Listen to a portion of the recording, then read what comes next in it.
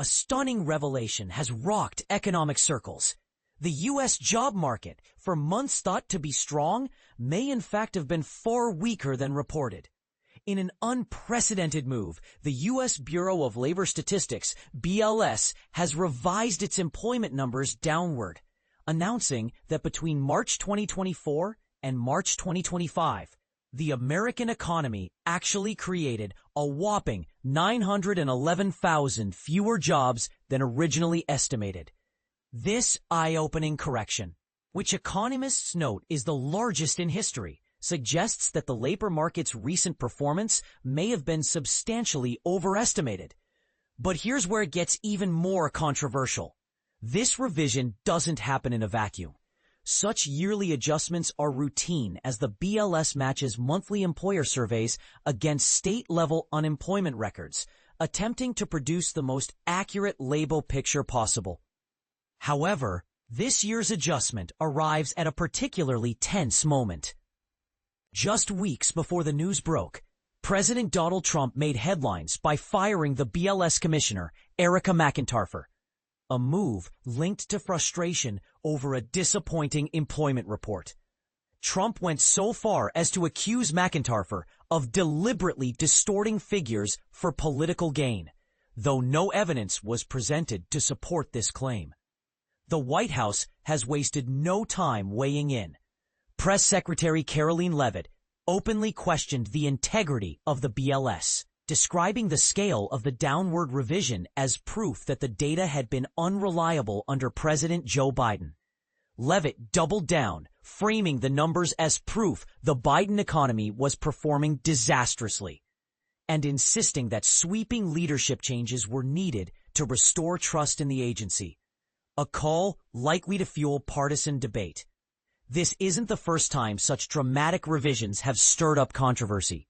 Just last year, the BLS made a similarly sharp downward adjustment, lowering job gains by 818,000.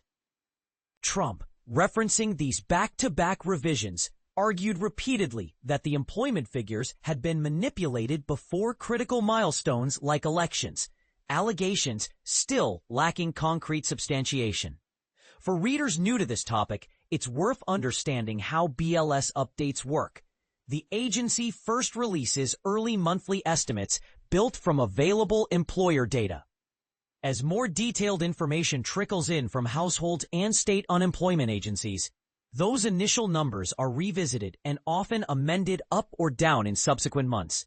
This gradual revision process ensures greater accuracy, but as we're seeing, it can also spark accusations of bias, especially in politically charged climates. Following her abrupt dismissal, Erika McEntarfer reflected respectfully on her time at the BLS, expressing gratitude for the opportunity to work alongside the agency's many dedicated staff.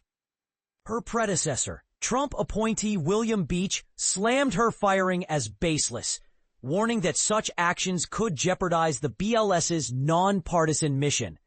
And this is the part most people miss.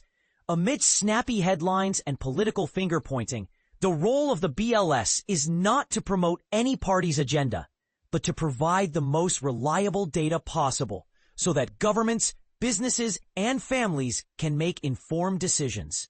Can these vital statistics ever be fully insulated from political pressure? Should the agency's routine revisions be seen as evidence of dishonesty or as proof that collecting economic data in a complex country is never simple or perfect? What do you think? Does this epic revision expose deep flaws in how we measure jobs? Or is it an example of accountability at work? Do you trust the BLS to correct itself? Or does this episode shake your confidence in government statistics? Voice your perspective below. After all, this debate is far from over.